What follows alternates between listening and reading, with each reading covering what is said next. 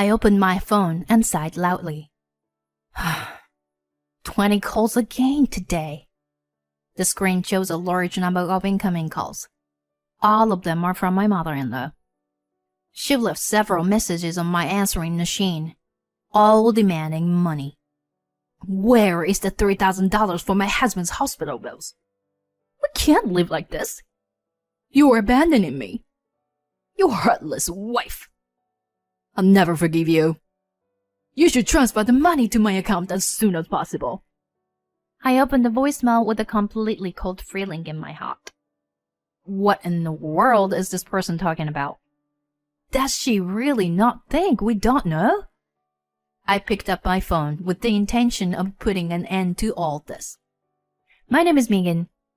I'm 30 years old and I work as a freelance web designer. I've loved drawing since I was a child. And after graduating from high school, I enrolled in a design school. After graduation, I worked for a production company, but left 2 years ago and started working as a freelancer. At the time, I was quite reluctant to quit my job, but it was my husband, Robert, who gave me the push I needed. I met Robert 5 years ago, and after 2 years of dating, we were now married. After a year of being a married couple, I began to worry about my career and asked him for advice. Hey, Robert, I don't like the way the company is structured, and I'd like to start my own business. Is that too risky? Of course not. There are plenty of people working freelance nowadays. That may be true, but if it's just me, it's fine. But now I'm married and living with you, Robert. I don't want to trouble you. It's something you can pursue because you're married. You're not alone. If you fail at starting your own business, wouldn't it make you feel a little better to know that I'm there for you? I think you should do whatever you want to do. You're still young. And if you fail, you can start over as much as you want. These words from my husband encouraged me to take this opportunity to make a decision to turn my life around. When I first started freelancing, things didn't go well, and my salary was zero for days on end.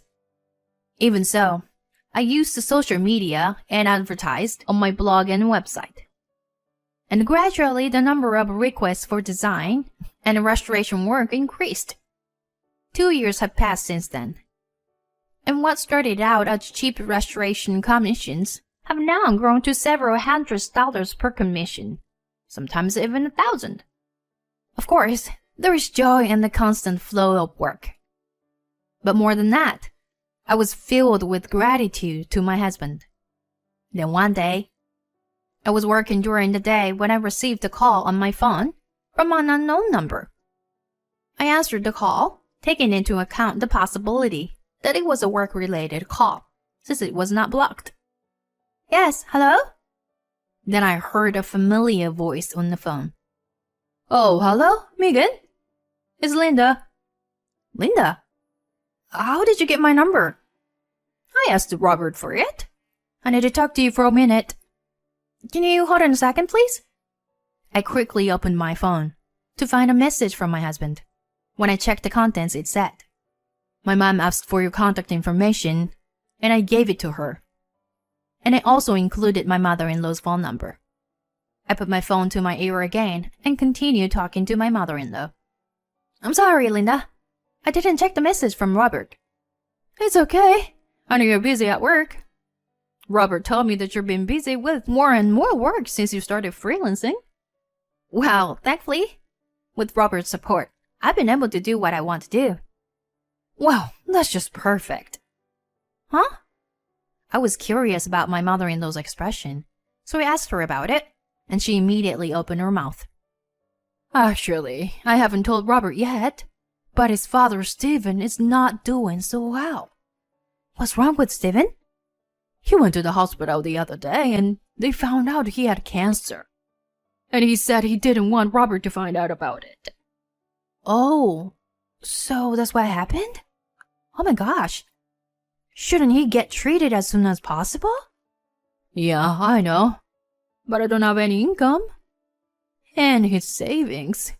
Well, He built you guys a house when you got married. So now he doesn't have any. She's right. The house we are living in now was built by my father-in-law as a wedding gift. He didn't say anything about the money. That's why my husband and I didn't think his savings were that low. We never imagined that he would be unable to treat his illness because of the house he built for us. As I was feeling sorry for him, my mother-in-law continued, I'm sorry, but I'd like you to help pay for Stephen's treatment. What, me? We've already spent most of our savings on your new house. And Stephen doesn't want Robert to know he's sick. But I think it's better to let Robert know about the illness than me. I'm just trying to be considerate of Stephen's feelings. Come on, Megan. If you're so busy every day, you must have lots of income. I mean, I'd be lying if I said I didn't make a lot of money.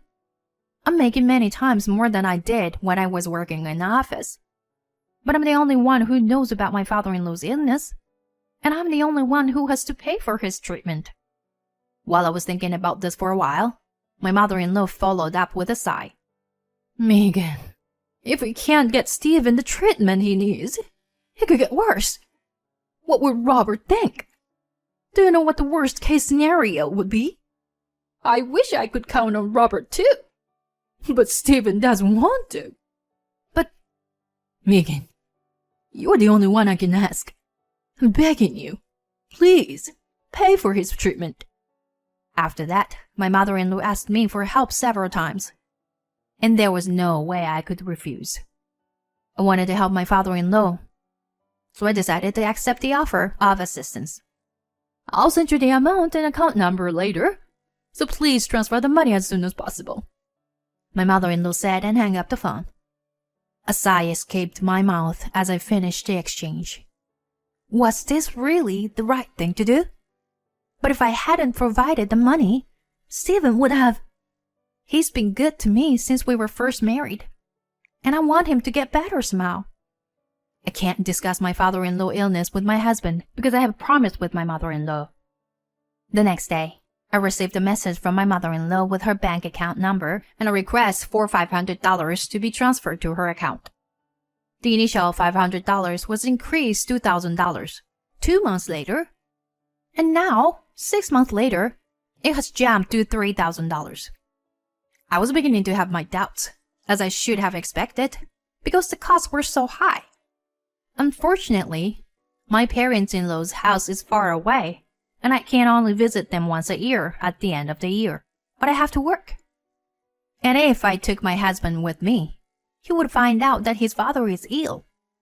Since my father-in-law himself says he doesn't want Robert to know, I have to avoid that at all costs.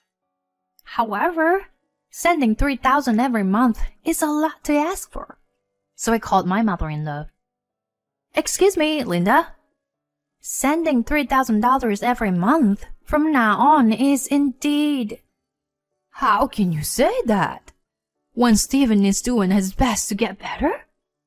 My mother-in-law's question made me flinch. But it doesn't cost that much just to go to the hospital, does it? Do you really need $3,000? What a terrible thing to say. I'm telling you, Stephen has been in the hospital for a while now. That's why we need the $3,000. I feel bad for asking too, but I don't know who else to turn to. On the other end of the phone, my mother-in-law started bawling. I couldn't question her any further, so I had no choice but to hang up the phone. I don't know what to do now. I'm worried about my father-in-law, but it's going to be hard to keep transferring $3,000 for years to come. I felt bad for him, but I knew I had to talk to Robert. That night, I decided to confide in my husband. He came home after 8 p.m., and I immediately started talking to him. Hey, Robert, it's about your father. My dad? What's wrong? I was wondering if you'd like to go see him? Maybe this weekend? What's going on? It's the end of the year in a few months. And then we'll go visit anyway, right? No, but by then the cancer... My husband's eyes widened and asked me questions. So I told him that my mother-in-law had called and that I was transferring a large sum of money every month. Then my husband hurriedly took his phone and started calling my parents-in-law's landline. My father-in-law doesn't have a smartphone, so that's the only place he can be reached. But no matter how many times we called, there was no answer. I suppose that's just as well. According to my mother-in-law, my father-in-law is in the hospital, so I called her and she didn't pick up, which made me nervous. We decided to go to my parents-in-law's house on the weekend. My husband rang the intercom as soon as we arrived. As we waited impatiently for my mother-in-law to come out, an unexpected person appeared at the front door. Oh, Robert and Megan. What's going on? I was so surprised to see my father-in-law in front of me that I was at a loss for words. Confused, I tried to desperately squeeze out a few words. Stephen? Why aren't you in the hospital? In a hospital? How could I be in the hospital when I'm too healthy to have a medical checkup? What does he mean? Oh, is, Linda here? I need to see Linda. What? I need to check something with Linda. She told me that you had cancer, and I've been giving her thousands of dollars a month in support. As soon as I said all that, my father-in-law frowned. He thought about it for a moment, and then he invited us in. But no matter where I looked, my mother-in-law was nowhere to be seen. In fact, there was no one there but my father-in-law.